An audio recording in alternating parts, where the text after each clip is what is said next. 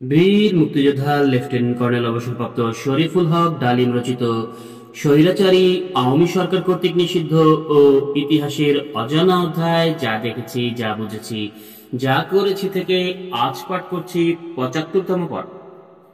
Theatre রোডে conference শুরু হলো। সবাই উপস্থিত।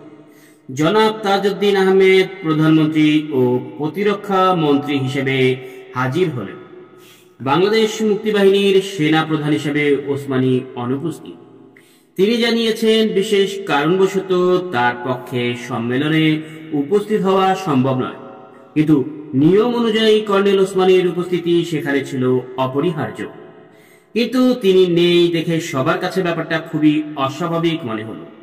যাই হোক, জনাব তাজউদ্দিন লম্বা চওড়া ভাষণ শুরু করলেন। তার ভাষণে তিনি সবাইকে জানালেন সেক্টর কমান্ডারদের অনাস্থাবশত কর্নেল ওসমানী পদত্যাগপত্র দাখিল করেছেন। উপস্থিত সবাই প্রধানমন্ত্রীর এই ঘোষণা শুনে স্তম্ভিত হয়ে গেলেন। কথাটা এতই আকস্মিক এবং অপ্রত্যাশিত ছিল যে কমান্ডারদের মধ্যে ভীষণ উত্তেজনার সৃষ্টি হল।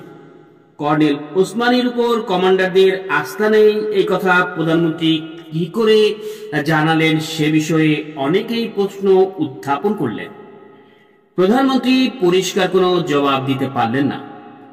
বাক বিতণ্ডার মাঝে অল্প সময়ের মধ্যেই তাকে কনফারেন্স হল ত্যাগ করে চলে যেতে হলো।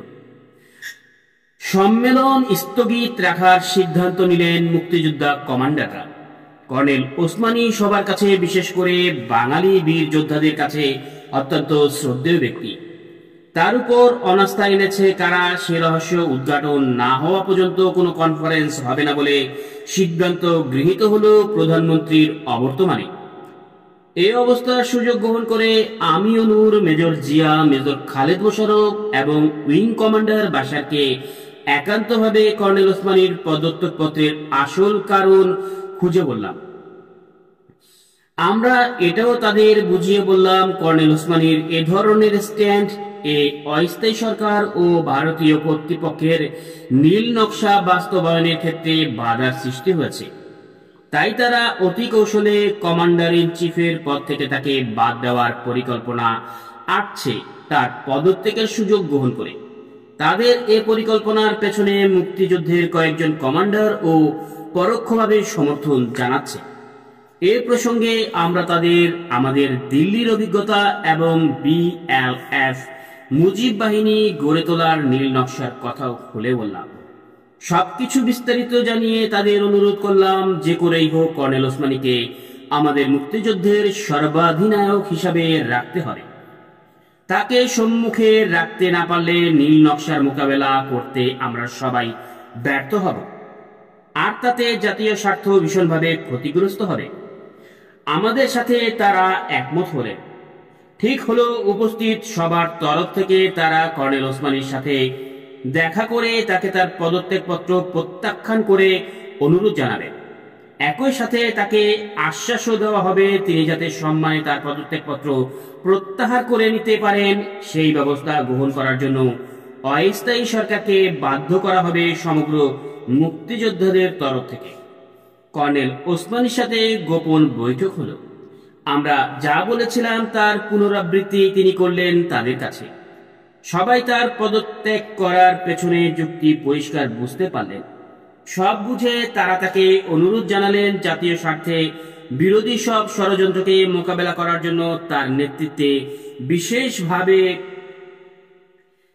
প্রয়োজন একমাত্র তিনি মুক্তিবাহিনীকে ঐক্যবদ্ধভাবে রাখতে পারেন।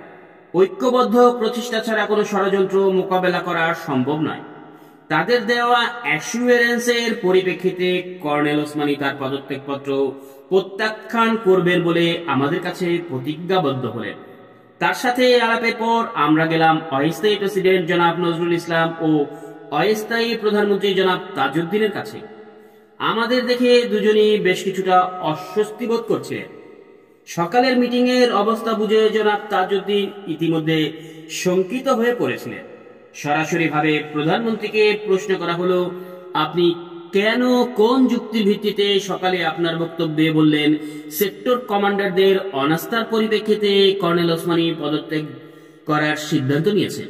জবাবে কিছুটা বিব্রত হয়ে তাজউদ্দিন সাহেব বললেন, তার কাছে খবর রয়েছে যে বেশ কিছু কমান্ডার জনাব ওসমানীর উপর অনাস্থা পোষণ করেছেন। প্রধানমন্ত্রী, আপনাকে স্পষ্ট ভাষায় জানিয়ে দিতে চাই, শুধুমাত্র কমান্ডারদের তরফ থেকে নয়, সমগ্র মুক্তি ফৌজের তরফ থেকে আমাদের পূর্ণ আস্থাই যে রয়েছে কর্নেল ওসমানীর উপর মুক্তিবাহিনীর সর্বাধিনায়ক হিসেবে, তা নয়, তিনি আমাদের অতীব শ্রদ্ধার পাত্রও বটে। তার পরিবর্তে অন্য কাউকে যদি কমান্ডার ইন চিফ বানাবার চিন্তা ভাবনা করে থাকেন, তবে বলতে বাধ্য হচ্ছি আমাদের বেশিরভাগ মুক্তিযোদ্ধার কাছে তিনি গ্রহণযোগ্য নাও হতে পারেন। প্রবাসী সরকারের হয়তো বা ক্ষমতা থাকতে পারে, সরকার ইচ্ছামতো একজন সর্বাধিনায়ক নিয়োগও করতে পারে, কিন্তু তার পরিণতি কি হবে সেটাও একটু ভেবে দেখবেন।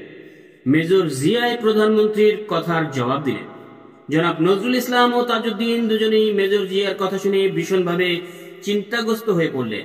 কিছুক্ষণ ভেবে তাজউদ্দিন সাহেব বললেন, ওসমানী সাহেব স্বেচ্ছায় পদত্যাগপত্র দাখিল করেছেন। তিনি সেটা প্রত্যাহার করলে সরকার তার পুনর্নিয়োগ সম্পর্কে পুনর্বিবেচনা করতে পারে। তিনি স্বেচ্ছায় ইস্তফা দিয়েছেন সেটা ঠিক, কিন্তু সম্মেলনে আপনি যে কারণে তিনি পদত্যাগ করেছেন বলে ঘোষণা দিয়েছেন সেটা সত্য নয়। কি কারণে তিনি পদত্যাগপত্র সরকারকে স্বেচ্ছায় দিয়েছেন সেটা আমরা অবশ্যই শুনব তার কাছ থেকেই। আমাদের অনুরোধ, কাল সম্মেলনে আপনি বলবেন আপনার কাছে যে খবর এসেছিল কিছু কমান্ডারের অনাস্থার ব্যাপারে, সেটা তদন্তে ভুল প্রমাণিত হয়েছে।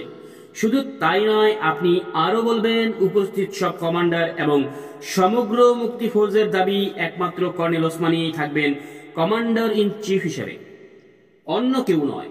সে পরিপ্রেক্ষিতে সবার তরফ থেকে আপনি স্বয়ং তাকে তার ইস্তফা প্রত্যাহার করে নেবার জন্য অনুরোধ জানাবেন এবং একমাত্র সেক্ষেত্রেই তিনি তার পদত্যাগপত্র প্রত্যাহার করবেন।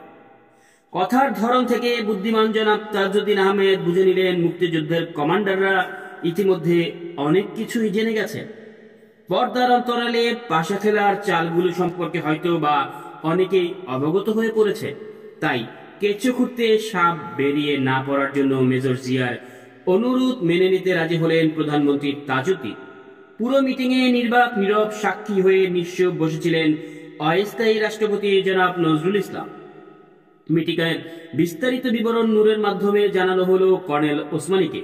পরদিন কথা মতো কাজ করলেন প্রধানমন্ত্রী। তার অনুরোধে কর্নেল ওসমানী তার পদত্যাগপত্র প্রত্যাহার করে সম্মেলনের নেতৃত্ব দেবার স্বীকৃতি জানালে করতালের মাধ্যমে সবাই কর্নেল ওসমানীকে উপস্থিত সবাই কর্নেল ওসমানীর সিদ্ধান্তকে আন্তরিক অভিনন্দন ও অভিভাষণ ভাবে গ্রহণ করে জানালেন।